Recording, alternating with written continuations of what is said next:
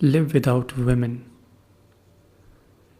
I know the moment I say this, it sounds really ridiculous. But let's just stay with this question. Can men live without women? And if they can, what would their scenario be like? Thankfully, we have literature with us, which means we can probe this question with a pinch of amusement. In fact, lucky for us, two of the most delightful writers, Ernest Hemingway and Haruki Murakami, have written books on this particular subject, the subject of men without women. And although these two books were written a century apart, they pretty much tell you similar ideas in the form of short stories. Both of these books are a collection of short stories. And through these short stories, we get a chance to explore a man's emotions, particularly those emotions when it comes to dealing with the loss of a woman in that man's life. In fact, sometimes the presence of a woman in his life. So let's start with the presence part before we venture into the absence. Let's highlight here some of the emotional struggles a man goes through in a relationship. And we are going to do this through the books of Hemingway as well as Murakami. The first lesson that we learn from Hemingway's Men Without Women is that men are vulnerable. And not just vulnerable, they are quite fearful. And they are very much fearful when it comes to losing a woman. But as you would know, they don't always make it obvious, do they? Unless you find them in a situation such as that of the Major in Hemingway's short story called In Another Country. So, in this short story, a lot of men, they are in a hospital and they are undergoing some kind of therapy, and in one of those conversations, the Major, in frustration, he says, "A man cannot marry. He just cannot marry. If he is to lose everything, he should not place himself in a position to lose that. He should not place himself in a position to lose. He should find things he cannot lose." You see the dilemma there. You see the truth coming out in frustration. So, the interesting point here is the fear of commitment in men often comes from fear of losing a woman. So, that's one lesson that we learn from Hemingway's stories. The other lesson that we learn from Hemingway is that men don't speak like women. This one is fairly obvious, right? There's a difference in the way men and women express themselves, which reminds me of Oscar Wilde's line that women love with the ears and just as men love with their eyes. This particular idea, how they express themselves differently and also expect the other person to express like themselves, this complicates the dynamics of a romantic relationship to another level. Now, let's turn to one of the Hemingway's short stories. It's called Hills Like White Elephants. It's a wonderful, wonderful story. So let me give you the brief idea about the settings. In this story, there's a man and a woman. They are sitting at a train station waiting for the train, and there are just dialogues. The conversation begins somewhere and it ends somewhere. There's no particular beginning or ending. Much of the Hemingway's short stories in this collection are like that. You just get a glimpse of the characters' lives in the middle of somewhere.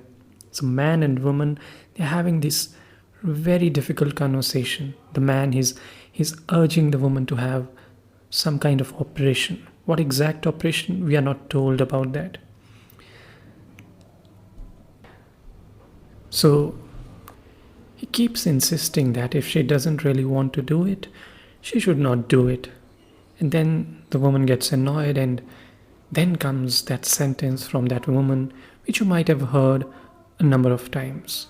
She says, "Would you please, please, please, please, please, please, please stop talking?" And that's the challenge about communication. That's the mistake you always end up making, to speak or not to speak. And if speak, then what to speak or when to speak. It's an impossible question to answer.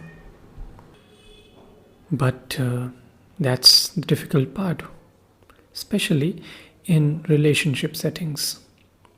Now, so far we have discussed how men struggle in relationship settings with women.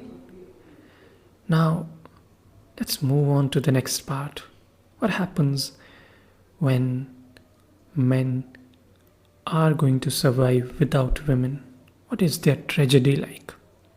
What happens to them when they have to live their lives without women?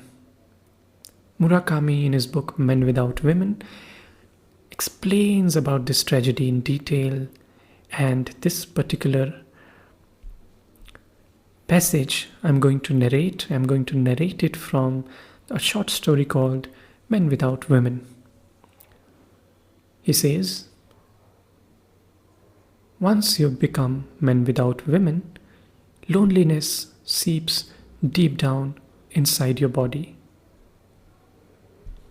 Like a red wine stain on a pastel carpet. No matter how many home ec books you study, getting rid of that stain isn't easy.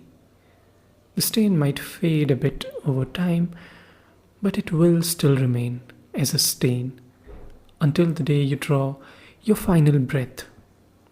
It has the right to be a stain, the right to make occasional public stain-like pronouncement. And you're left to live the rest of your life with the gradual spread of that color, with that ambiguous outline." Now, Murakami also tells us that in this world of men without women, everything is different. It's not the same anymore. I'm going to quote him again. He says, "Sounds are different in that world.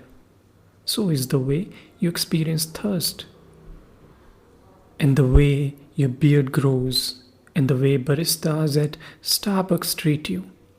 Clifford Brown's solos sound different too. Subway car doors close in new and unexpected ways." Now, at this point, you might want to ask that, is there any end to this tragedy? Once a man loses a woman in his life, can he recover from it? Is there such a thing called as moving on? Sadly, Murakami does not think so. He says, once you lose someone, the pain remains. The pain of losing one woman does not go away by finding another. And the suffering is going to stay with you forever. Once again, I'm going to quote Murakami from one of his passages. He says, "You might meet a new woman, but no matter how wonderful she may be, actually the more wonderful she is, the more this holds true. From the instant you meet, you start thinking about losing her. The suggestive shadows of sailors, the sound of foreign tongues they speak, is it Greek, Estonian, Tagalog, leaves you anxious. The names of exotic ports around the world unnerve you, because you already know what it means to be men without women. You're a pastel-colored Persian carpet, and loneliness is a body wine stain that won't come out. Loneliness is brought over from France, the pain of the wound from the Middle East. For men without women, the world is a vast, poignant mix, very much the far side of the moon. Now, coming back to our first question, can men live without women? It seems yes, they can and they do. But as we've seen from these short stories, it's never the same as it once was.